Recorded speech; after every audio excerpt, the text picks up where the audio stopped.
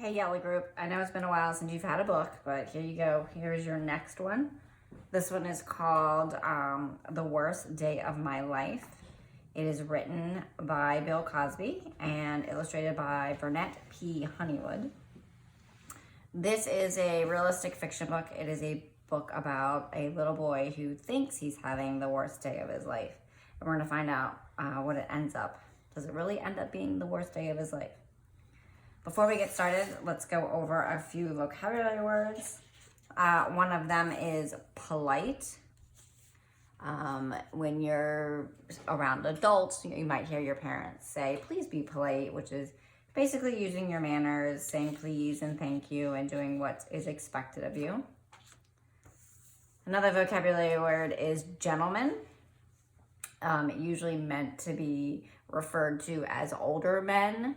But in this case, the story is asking that little Bill act like a gentleman, meaning being respectful, using his manners.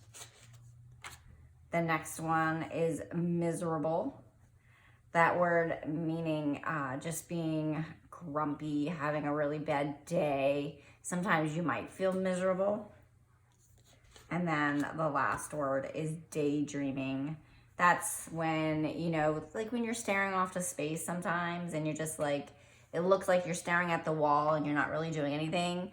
That's actually daydreaming. So little Bill in the story is said to be daydreaming at one point.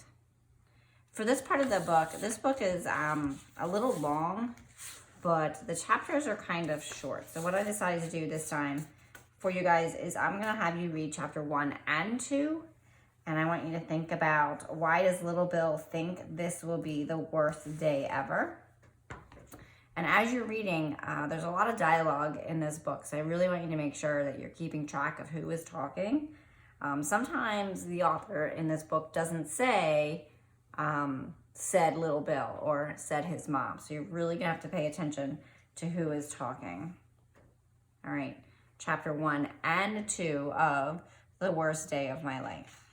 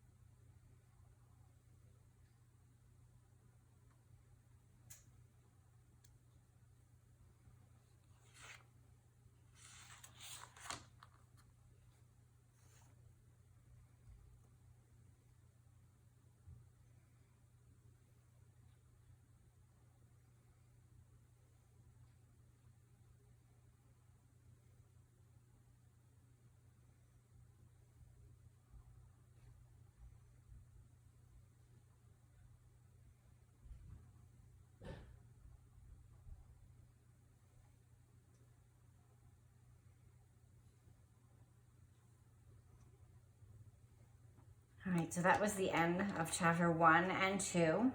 I want you guys to think about, why does little Bill not like the clothes Mom makes him wear? He gives some very specific examples of why he doesn't like the tie, why he doesn't like the jacket, and why he doesn't like the shoes. So think about that. And how, at the end of this chapter though, how was little Bill feeling about himself? So in the story, it also told us that little Bill had no idea why all these people were coming over to his house and why he had to get all dressed up. Do you have any guesses as to why he had to do that? Good job. We will read chapter 3 and 4 and tomorrow. Bye.